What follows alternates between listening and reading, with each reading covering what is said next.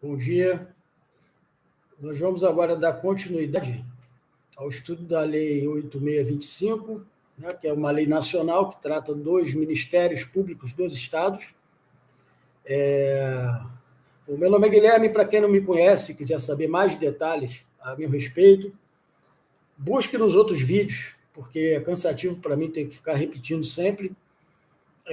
Eu uso esse canal como um repositório, né, porque para os meus próprios estudos, porque eu sou concursado e concurseiro, e mais detalhes você, assistindo outros vídeos, vai saber um pouco mais sobre mim, mas o que mais importa aqui é que nós estamos aqui para dar continuidade à leitura, né, com comentários da Lei 8625, né, que é a lei, né, mais uma vez, eu vou voltar lá em cima. Voltei demais. Nós já estudamos as funções essenciais da Justiça, parte do Ministério Público, da Constituição, e aí fomos seguindo, começamos ontem, né, os primeiros artigos, as disposições gerais da Lei 8625, que eu vou chegar aqui no comecinho dela, só para dar uma breve revisada, que é conhecida como a Lei Orgânica Nacional do Ministério Público, certo? Mas ela trata, basicamente, ela como lei orgânica, dos ministérios públicos dos estados. Né? Nós temos 27 unidades na federação, né, incluindo o Distrito Federal, porém, o Distrito Federal, já mencionei isso na gravação anterior, ele não faz parte, ou melhor, ele não possui um Ministério Público próprio, ele pertence, está sob o guarda-chuva do Ministério Público da União. Né? Lembrando, o Ministério Público do Distrito Federal e territórios, embora não tenhamos mais territórios, essa figura ela não foi extinta da Constituição. Podemos voltar a ter, mas atualmente não temos mais. Se eu não me engano, era Roraima e Amapá. Outra vez eu me enrolei, falei Rondônia, mas, enfim, também isso pouco importa. Os territórios não existem mais. Então, nós passamos pelas disposições gerais, certo? Vimos que, basicamente, a Constituição reproduz, ou melhor, a lei reproduz quase tudo que está na Constituição, se não tudo, sendo que ela entra com mais detalhes. Nós paramos no artigo 4º, né, que tratava da elaboração da proposta orçamentária dentro dos limites estabelecidos na LDO. Né? Vou lembrar que eu já fiz um vídeo falando sobre LDO e provavelmente vou fazer aí sim, vai ser mais completo, vai servir como uma aula, embora eu não tenha essa pretensão de ser professor, muito menos de direito, mas aí, quando nós estudamos AFO, Administração Financeira Orçamentária, e eu repito, só quem for fazer MPU para técnico vai cair essa disciplina. Para quem vai fazer técnico do MPRJ, ela não vai cair. Tá? Se cair, vai ser uma coisa assim muito fora da curva, porque nos últimos concursos nunca caiu. Tá? Administração Financeira Orçamentária, que é basicamente conhecimentos de finanças públicas e de orçamento. Tá? É um assunto um pouco truncado, não é um assunto fácil, mas é um assunto que depois que você aprende, ele te dá uma visão muito melhor de como funciona a máquina pública, certo? E o artigo 4º trabalha isso que eu estou falando, né? No parágrafo 1º, os recursos correspondentes às suas dotações orçamentárias, eu expliquei o que é dotação orçamentária no último vídeo, compreendidos os créditos suplementares especiais, em algum vídeo anterior eu expliquei sobre isso, ainda não fiz as devidas referências, edições, mas pretendo fazer. Eu estou em contato aí com uma pessoa, um amigo, que vai começar a fazer edição do canal, porque eu não tenho tempo para editar, também perdi a mão, porque as coisas mudaram muito, eu sabia editar direitinho no YouTube, mas mudou tudo e eu não tenho tempo para fazer isso agora, então vou ter que delegar, né? Lembre dessa palavra delegação, que é muito usada na administração pública. Vou ter que delegar essa função a alguém, né? A parte de edição e a parte de propagação do canal. Eu quero encontrar um nicho específico, sabe? Eu não quero também, do nada, jogar dinheiro aí de AdSense, não, mas pagar aquelas promoções que tem no Facebook, no YouTube, para promover o próprio canal, para ele sair caindo em qualquer nicho que não me interessa, e também, provavelmente, eu não vou interessar a eles, então é perda de tempo e de dinheiro. O meu trabalho, embora esteja começando e esteja ainda um pouco amador, é um trabalho sério. A minha intenção, pelo menos, é uma intenção séria, de passar realmente conteúdo e de comentar, né? Então, vamos ao capítulo 2, tá, da lei, que ele vai iniciar, seção 1 dos órgãos de administração, ou seja, então já vale logo dizer que a administração é o quê? A administração para o Ministério Público é uma atividade meio, certo? Não é uma atividade fim. Afinal, a finalidade do Ministério Público não é administrar, mas ele precisa administrar, porque ele tem um corpo de pessoal, de servidores, de contratos, de obrigações e de uma série de atividades que ele precisa realizar para que os serviços principais funcionem, e para isso ele precisa ter uma organização administrativa, né? E que a gente chama de atividade meio. Se você pegar legislativo, judiciário, executivo, o executivo tem como função típica administrar. Então, no executivo, a administração é atividade fim. Administração, execução de políticas públicas, programas, ações e tudo mais que você imaginar que cuidar do orçamento, né, elaborar o orçamento e executá-lo, enfim, e controlá-lo também, que é o controle do legislativo, mas ele também atua de certa maneira. Então, o executivo tem isso como atividade fim. Mas o Ministério Público, por exemplo, o Judiciário e o Legislativo não são, principalmente, né, por origem, órgãos de administração, mas eles precisam exercer essa função de administração. Então, falando especificamente do MP do Rio de Janeiro, nós temos na seção 1, né, do capítulo 2, dos órgãos de administração. E o artigo 5º vai lá dizer: são órgãos da administração superior do Ministério Público. Então, isso diz respeito à parte organizacional de cúpula, ok? A Procuradoria-Geral de Justiça, que é onde trabalha, onde oficia, né, o Procurador-Geral de Justiça, o Colégio de Procuradores de Justiça, certo? Que é um órgão colegiado, lembrando que são órgãos, né? Não esqueça disso, existe a teoria do órgão no direito administrativo, que nós vamos ver quando tratarmos de direito administrativo e também constitucional, a gente vai falar um pouco sobre isso, vai falar bem mais sobre isso, com uma certa profundidade. No inciso 3º, temos o Conselho Superior do Ministério Público, certo? E aí ele tem toda uma composição, enfim, um quantitativo de membros, e tudo isso vai ser estudado devidamente na Lei Complementar 106, que aí sim é a lei que organiza o Ministério Público do Rio de Janeiro, porque essa transmissão visa ajudar quem está se preparando para o MPRJ. No inciso 4, nós temos a Corregedoria Geral do Ministério Público, é um órgão importantíssimo, tá? É lá que membros, ou melhor, que pessoas, né, que estão utilizando os serviços do MP podem fazer reclamações a respeito de algum membro que esteja pisando fora da linha, vacilando, fazendo mau trabalho. Você vai entrar em contato com a Corregedoria. Geralmente tem a ouvidoria que filtra, né? Porque também tem um monte de maluco que fica ligando, isso aí, na defensoria assim também, reclamando. Então, primeiro passa pela ouvidoria, né? E que deve estar lá na Lei Complementar 106, porque todos esses órgãos têm uma ouvidoria, e se a ouvidoria considerar que aquilo é um assunto sério, que realmente há uma possibilidade de um membro do MP, um procurador, um promotor, estar cometendo alguma ilegalidade ou trabalhando mal, prestando mau serviço, aí sim ela vai encaminhar essa notícia para a Corregedoria, que vai tomar as devidas providências. Tá? Um órgão muito importante, e todo funcionário público tem um certo medo da Corregedoria, porque ela é uma espécie de polícia, ela policia as atividades e os membros do órgão, é a função dela. E aí nós vamos ao artigo 6º. São também, tá, órgãos de administração do MP. Só que agora, se você prestar atenção, no 5º a gente falava órgãos de administração superior. Já no 6º, não. São órgãos de administração. Ou seja, ele não é que eles não sejam importantes, eles são um pouco menos importantes. No inciso 1, as procuradorias de justiça, certo? Onde estão os procuradores, que já são membros mais antigos.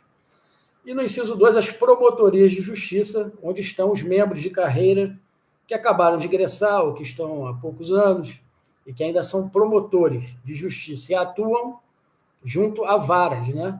Em processos que acontecem em primeira instância, certo? Então tem lá o juiz, o promotor de justiça e o advogado da parte que está sendo acusada, por exemplo. Que pode estar sendo representado por um advogado particular, se ele tem dinheiro para pagar, e se ele não tem, ele recorre à defensoria pública. Então, é comum, né? Onde eu trabalho, por exemplo, acontece constantemente tribunal do júri, né? E lá nós temos a figura, muitas vezes, do defensor, do promotor e do juiz, tá? São esses três elementos aí, que são elementos, vamos dizer, principais das funções essenciais da justiça, né? É para isso que ela serve. E aí vamos à seção 2, já vimos a seção 1, dos órgãos de execução, tá? Quando se fala aqui de execução, a gente está falando de atividade fim, ou seja, de execução de funções típicas, funções institucionais do Ministério Público, certo? Então, no artigo 7º, são órgãos de execução do MP, função típica, tá? Isso eu estou falando entre parênteses. O Procurador-Geral de Justiça, que é o chefe da organização, o Conselho Superior do Ministério Público, tá? Que nós vamos ver as atribuições do Conselho mais à frente, e não são poucas, mas sempre tem as principais, que vale a pena memorizar, porque cai em prova. Os procuradores de justiça, veja bem, que interessante, o artigo 7º diz que são órgãos, tá? E os procuradores de justiça são considerados órgãos, tá? Entendeu? São órgãos singulares. Ou seja, é órgão de uma pessoa só. Cada procurador é um órgão, certo? Porque é uma peça que pertence àquele organismo. É essa a ideia, tá? Não é que o promotor ou o procurador ele é uma repartição.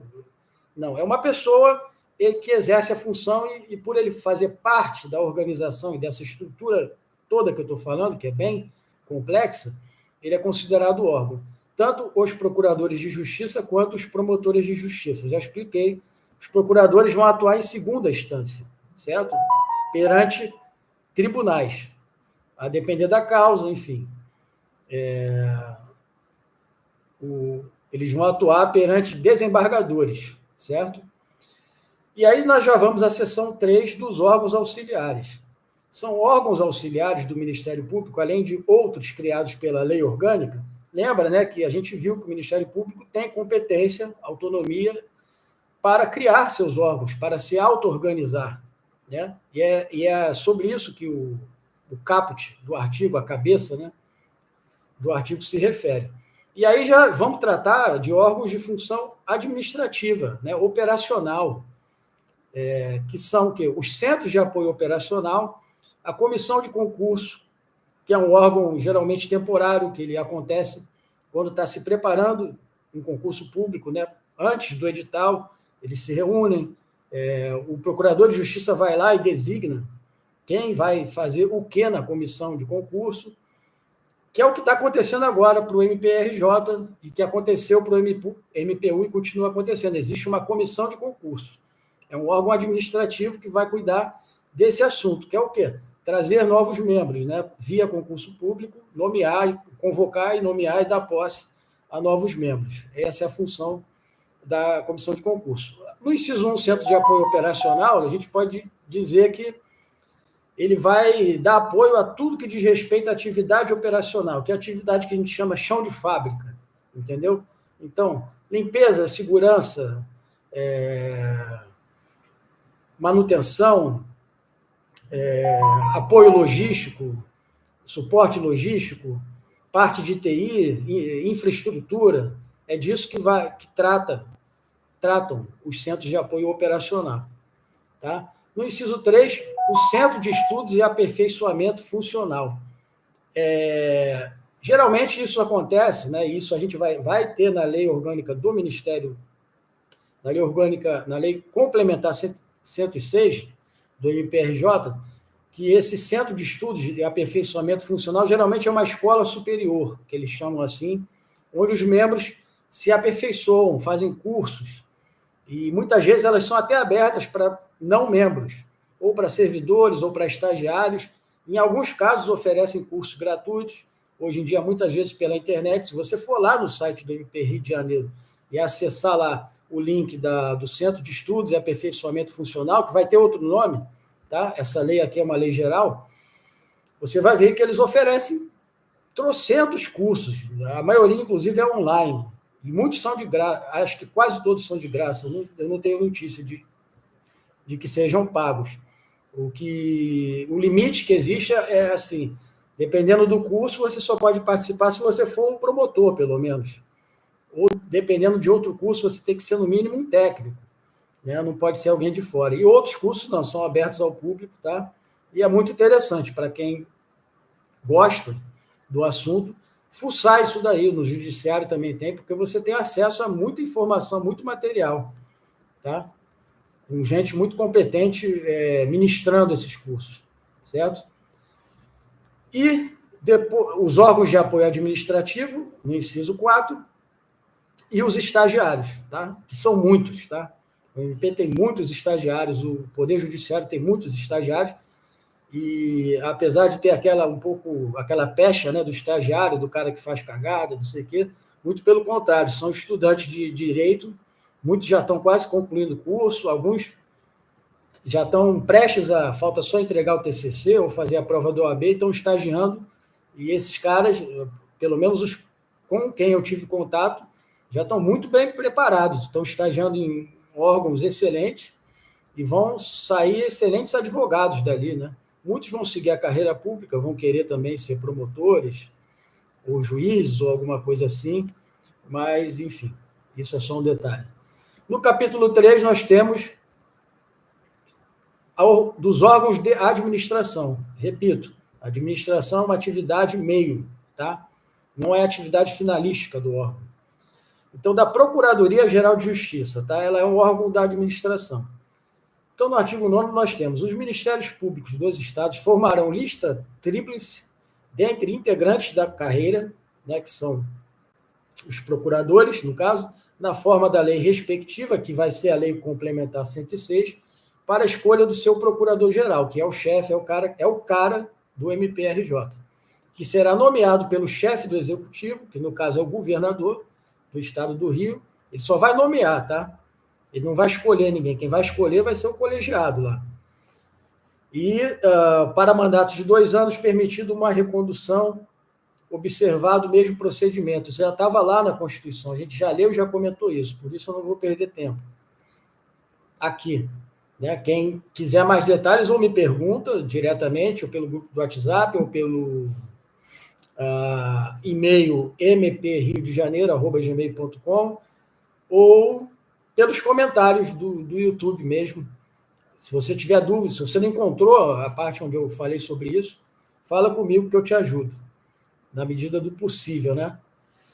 E no parágrafo 1º nós temos a eleição da lista tríplice, que é essa lista de 3 membros, né?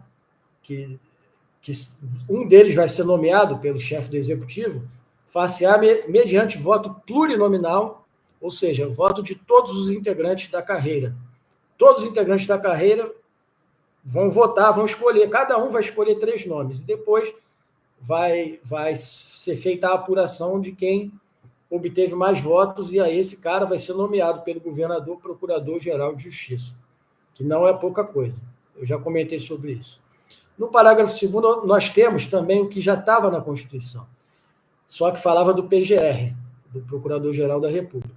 A destituição do PGJ, tá, por iniciativa do Colégio de Procuradores, tá, é quem tem iniciativa para destituir esse cara, se eles não estiverem satisfeitos com a atuação dele, se houver algum problema grave, né, de preferência, o Colégio de Procuradores pode tomar a iniciativa de destituir esse PGJ. Porém, a destituição ela não pode ser arbitrariamente posto para fora. A sua destituição deverá ser precedida de autorização de 1/3 dos membros da Assembleia Legislativa. Então, olha, na Constituição era maioria absoluta para destituir o PGR. Isso já é um detalhe importante. Aqui, eu vou até grifar no meu material, porque eu estou preparando o vadimeco mais para frente, é por 1/3, nessa lei 8625, tá? 1/3 dos membros da Assembleia Legislativa. Do PGR era maioria absoluta do Senado. No MP estadual, é 1/3 dos membros da Assembleia, que é a Casa Legislativa respectiva estadual, né? A Assembleia Legislativa está para o estado do Rio, por exemplo, como o Senado Federal e a Câmara dos Deputados, que formam o Congresso Nacional, estão para a União. A ideia é essa. Isso já ajuda muito a entender também a organização do Estado. Parágrafo 3º. Nos seus afastamentos e impedimentos, o Procurador-Geral de Justiça será substituído na forma da lei orgânica, né? Que é a lei complementar que nós ainda vamos estudar para saber quando ele estiver afastado, vamos dizer, por motivo de saúde, afastado por motivo de férias, ou impedido. Por quê? Porque em algumas situações ele pode realmente sofrer um impedimento, ele pode se julgar impedido de atuar em um determinado processo, ou ele pode sofrer outros impedimentos de ordem administrativa e funcional, e aí a substituição dele vai estar explicada e detalhada na Lei Complementar 106, e não aqui, porque essa lei é uma lei geral. Vamos ao parágrafo 4º. Caso o chefe do Poder Executivo não efetive a nomeação do Procurador-Geral de Justiça nos 15 dias que se seguirem ao recebimento da lista tríplice, será investido automaticamente no cargo o membro do Ministério Público mais votado para exercício do mandato. Então, vamos explicar. Houve aquela votação plurinominal, certo? Os 3 mais votados formam a lista tríplice que é encaminhada para o governador escolher um. Se em 15 dias da entrega dessa lista para o governador, chefe do executivo, se ele não fizer nada, se ele não escolher um, automaticamente o escolhido vai ser o mais votado dentre os 3. Eu acho até que eu me equivoquei um pouquinho mais lá em cima.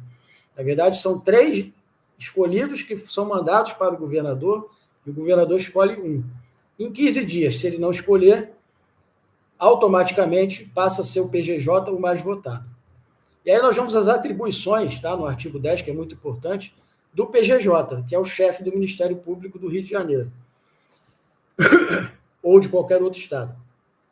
Exercer a chefia do Ministério Público, representando-o judicial e extrajudicialmente, ou seja, em juízo e fora dele, integrar como membro nato, ou seja, ele vai ser sempre membro, ele não precisa ser escolhido, e presidir o Colégio de Procuradores de Justiça e o Conselho Superior do Ministério Público. Ou seja, o PGJ, ele integra, automaticamente, ao se tornar PGJ, ele integra esses 2 órgãos. Ele preside o Colégio de Procuradores e preside o Conselho Superior do Ministério Público. Tá? Isso é automático, não precisa de eleição, de designação, de nada. Ao se tornar PGJ, ele se torna presidente. Passa a presidir o Colégio de Procuradores e passa a presidir o Conselho Superior do MP. No inciso 3º, submeter, outra atribuição do PGJ, submeter ao Colégio de Procuradores de Justiça, como eu falei, é um órgão formado por todos os procuradores, as propostas de criação e extinção de cargos e serviços auxiliares e de orçamento anual. Nós falamos bastante de orçamento em outro vídeo, certo? Então, não vou tomar muito tempo aqui, porque se você for assistindo aos poucos, você vai passar por isso, e no seu material tem isso também, né? O mais importante, sempre lembrando, estude pelo seu material. Aqui é só um complemento, aqui é uma coisa para quando você não aguentar mais sentar e ficar lendo, bota isso para escutar, entendeu? Que você vai fazer conexões interessantes, tá? Então, outra atribuição dele é o quê? Encaminhar ao Poder Legislativo os projetos de lei de iniciativa do Ministério Público. Quando a gente for lá na lei complementar, nós vamos saber quais são as leis que são de iniciativa do MP, ou melhor, de iniciativa do Procurador-Geral de Justiça, que é o seu líder, certo? E podem ser diversos tipos de leis. Só que essas leis podem ser criadas, o projeto de lei criado no âmbito do MP internamente, mas ele tem que ser encaminhado para o Legislativo para ser votado. Senão, não é lei, certo? se não deixa de ser lei, não segue o processo legislativo, automaticamente é uma lei inconstitucional, ela não tem nenhum valor para o mundo jurídico. É isso que vocês precisam saber. No inciso 6, prover os cargos iniciais de carreira, ou seja, o cara acabou de passar dos serviços auxiliares, o cara acabou de passar no concurso, tem lá uma parte da organização que vai convocar essas pessoas, esses candidatos, e se eles aparecerem, né, para nomeação, eles vão entrar em exercício e é uma das atribuições do Procurador-Geral de Justiça prover esses cargos iniciais, porque no final das contas é ele que assina lá a nomeação do cara, certo? É ele que autoriza o cara a ser convocado para ser chamado para fazer os exames, enfim, entregar aquela parte toda burocrática do PGJ, nos casos de remoção, que é transferir o cara de uma localidade para outra, promoção, né, promoção na carreira, convocação e demais formas de provimento derivado. Já falamos sobre provimento derivado, mas isso vai ser bem melhor explicado na Constituição e principalmente no Decreto-Lei 220, né, que trata do Estatuto dos Servidores Públicos do Estado Executivo do Rio de Janeiro, mas como apesar de ser do Executivo do Rio de Janeiro, ela vai servir como base para membros do MP também, e do Judiciário, tanto que essa lei cai na prova do MP, não é à toa. Se ela cai é porque ela é utilizada, né, as regras que estão nela a respeito de funcionalismo público, embora elas originariamente tenham sido voltadas para o Poder Executivo, o MP não editou uma lei parecida com aquela, então ele usa emprestada, vamos dizer assim, entre aspas, a lei do Poder Executivo, que trata do funcionalismo público. No inciso 9, designar membros do MP para exercer as atribuições de dirigente dos centros de apoio operacional. Nós falamos do centro de apoio e vai ter um dirigente, ou mais de um. E é o PGJ que vai designar essas pessoas. Ocupar cargo de confiança junto aos órgãos da administração superior. Cargo de confiança é geralmente ocupado por pessoas que nem são concursadas, certo? Porque, como o próprio nome já diz, são cargos de confiança. Então, eu viro para o PGJ, por exemplo. Eu preciso de um assessor, eu preciso de alguém para cuidar da parte de publicidade relativa ao órgão, e eu preciso de alguém para me assessorar em outros assuntos que eu não tenho domínio. Então, existem esses cargos, existe lá um vencimento, um pagamento que é dado a essas pessoas, e eu posso designar essas pessoas sem concurso público. Por quê? Porque são pessoas da minha confiança, né? Eu quero colocar lá gente para trabalhar comigo, que eu conheça, que eu já tenha trabalhado junto em algum outro lugar. Lembrando sempre que existe a vedação ao nepotismo, tá? Que é um assunto que está sempre em voga, mas respeitando essas questões de nepotismo, em geral, o PGJ não vai poder botar a mulher dele para ser um cargo comissionado ligado diretamente a ele, tá? Porque isso seria nepotismo, mas ele pode botar um amigo, que é um cara competente e que vai exercer aquela função muito bem. E ele não vai precisar passar pelo crivo do concurso público. Ou mesmo um servidor efetivo pode ocupar um cargo de confiança também, tá? Um cargo de comissão junto aos órgãos de administração superior. E, na verdade, aqui, cargo de confiança, eu vou ter que me corrigir, eu falei besteira, eu confundi com cargo em comissão. Tudo que eu falei antes foi para cargo em comissão. Cargo de confiança é só para membros efetivos, tá? Ou para servidores efetivos. Então, não cabe aquilo que eu falei. Aquilo que eu falei vai caber em outro contexto, que eu acabei de falar. Na linha C, integrar organismos estatais afetos à sua área de atuação. Bom, isso por si só se explica. Oferecer denúncia ou propor ação civil pública, já falamos sobre isso um pouco, nas hipóteses de não confirmação de arquivamento de inquérito civil, policial ou civil, bem como de quaisquer peças de informação. Então, ele pode oferecer denúncia e propor uma ação quando ele confirmar que não foi arquivado o inquérito, porque o Ministério Público tem essa prerrogativa de arquivar inquéritos. Então, ele pode ir lá atuar, vem cá, por que isso não foi feito? Por que um inquérito que não cabe mais ação, que nós julgamos improcedente, por que ele não foi arquivado? Certo? Na linha E, acompanhar inquérito policial ou diligência investigatória. Eu já tinha falado sobre isso. A polícia tem poder de investigação, de fazer diligências. O Ministério Público também tem. E além de ter essas mesmas prerrogativas da Polícia Civil, por exemplo, falando em termos estaduais, ele também pode acompanhar esses inquéritos policiais. O promotor ele pode chegar lá na delegacia e aí, a quantas anda o inquérito tal a respeito de uma quadrilha, de uma facção criminosa, de um outro crime grave. Ele pode chegar lá, ele tem ingerência para isso, para chegar na delegacia e solicitar, requisitar, melhor dizendo, autos, né, dos inquéritos, peças documentos relativos ao inquérito, tá? Com atribuição para, em tese, oficiar no feito, ou seja, ele pode atuar, né, nesses inquéritos segundo as regras ordinárias de distribuição de serviços. Letra F, assegurar a continuidade dos serviços em caso de vacância, afastamento temporário, ausência, impedimento ou suspeição de titular de cargo ou com consentimento deste. O que isso quer dizer?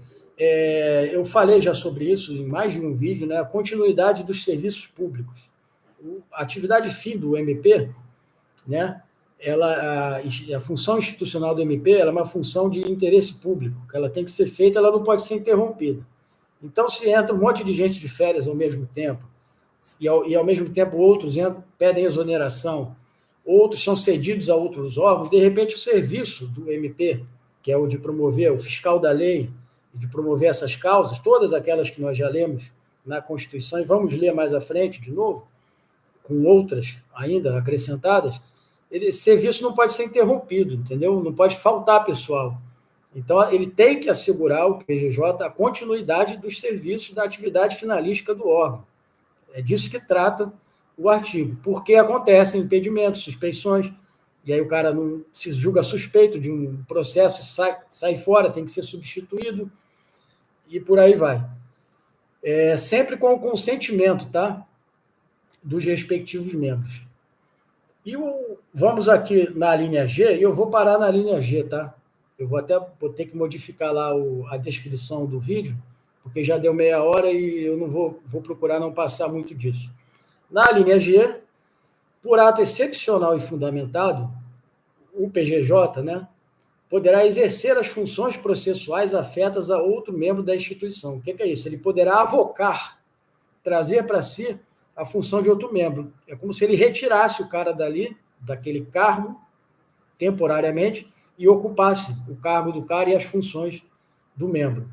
Cara não, membro, né? Vamos ser mais respeitosos. Usar o tratamento protocolar. Submetendo sua decisão previamente ao Conselho Superior do Ministério Público. Acontece que esse fato, como eu falei, a independência funcional dos membros do Ministério Público ela é tão importante, né? Está na Constituição, está nessa lei e está em diversas leis, que houve, em um determinado momento, eu não sei quando, uma ação direta de inconstitucionalidade a respeito desse artigo, dizendo, espera aí, existe o princípio da independência funcional do MP.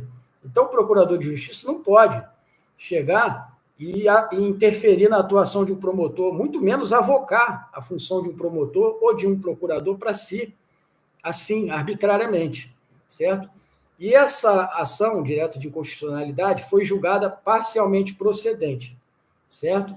Então, os ministros do STF, isso foi parar no STF, decidiram o seguinte, que essa avocação depende, em primeiro lugar, de aceitação do promotor natural, certo? Que era o membro que originariamente estava atuando naquela causa, naquele feito, e depende também de deliberação prévia do Conselho Superior. Entendeu? Se o promotor natural não aceitar, ou se não houver a deliberação prévia do Conselho Superior, o Procurador-Geral de Justiça não pode fazer o que está escrito na linha G, né, do inciso, vamos voltar aqui só para, do inciso 9º do artigo 5º, do artigo 10º, né, que é onde nós vamos parar, na linha G, inciso 9º, artigo 10º. Tá? Vou marcar aqui, e é daqui que a gente vai continuar mais tarde, ou amanhã, vai depender da minha disponibilidade. Ainda tem muita coisa, né? Mas vamos avançando devagarinho, vocês vão ver, pô, daqui a 1 mês, 2 meses, pô, a gente já vai ter visto isso tudo, entendeu? Ou quase tudo, né? E só mais um recado, assim, sobre MPRJ, por isso que é importante assistir o vídeo até o final, né? Muitas vezes você vai perder recados, eu não tenho como ficar pagiando ninguém. A parte de informática, eu vou aguardar o edital, porque eu não faço ideia de como virar essa prova, nem se vai cair informática para técnico. É provável que caia e é provável que mude o perfil para fluência de dados. Então, é melhor deixar informática, a não ser que você tenha muita dificuldade no assunto, deixar um pouquinho mais para frente, esperar sair o edital. Só falo isso para informática. Língua portuguesa, vocês têm que ter o material de vocês, tá? Porque vai cair uma prova da FGV, que é uma prova de português difícil, é a mais difícil de todas as bancas, pelas razões que eu também já expliquei num vídeo. E raciocínio lógico. Infelizmente, eu poderia dar aulas de raciocínio lógico, mas eu ainda não tenho recurso, não tenho aquela tela para escrever, para realmente dar aula. Então, não tem como eu dar aula de raciocínio lógico só falando aqui. Você vai ter que pegar o seu material, meu amigo, vai ter que sentar, ler com calma. Dúvidas, eu posso ajudar. Mas aí é no privado, tá? Lembrando, quem quiser fazer parte do grupo do WhatsApp, entre em contato com o e-mail mpriodejaneiro@gmail.com, tá? Fale comigo e provavelmente você vai conseguir uma vaga no grupo, pelo menos por enquanto, ou pergunte no chat ou pergunte nos comentários do YouTube, tá? Dúvidas de língua portuguesa e raciocínio lógico, eu posso auxiliar e com toda a humildade, o que eu não souber, eu vou atrás e pesquiso rapidinho e a gente resolve aquilo ali. E aquilo deixa de ser um problema para você, porque é provável que caia, bem provável que caia no próximo edital, porque caiu no último, e tira muita gente boa de fora, porque às vezes o cara está sabendo tudo de direito, aí vai lá e zera 10 questões de raciocínio lógico, ou acerta só 2, aquilo baixa muito a nota dele, e às vezes um cara que não foi nem tão bem na parte de direito, foi um pouquinho inferior a esse cara, mas foi lá e acertou 8 em raciocínio lógico, dependendo do cálculo, da média, esse cara vai passar à frente, né? Então, infelizmente, eu sei que muita gente ligada a direito detesta matemática, detesta raciocínio lógico, mas você vai... Eu vou ter muita coisa para falar sobre isso ainda. Sobre lógica, eu talvez faça alguns vídeos, tá? Para você entender que não é essa coisa toda, não. É você que criou para você esse negócio de que eu tenho dificuldade em raciocínio lógico, eu sou pé. Você não pode ser péssimo em matemática e excelente em português. Tem alguma coisa errada aí. Provavelmente você é melhor em raciocínio lógico do que o que você imagina, tá? Só que você criou um trauma aí, porque você teve um professor ruim, ou porque você não estava nem aí, o professor era excelente, mas você que não estava nem aí, e você ouviu aqueles outros alunos na época de colégio falando blá, blá, blá, matemática, um saco, é chato, né? E não se permitiu aprender e se desenvolver nessa área do conhecimento, dessa disciplina, né? Então, vou ficando por aqui, paramos na linha G do inciso 9º do artigo 10º e até breve.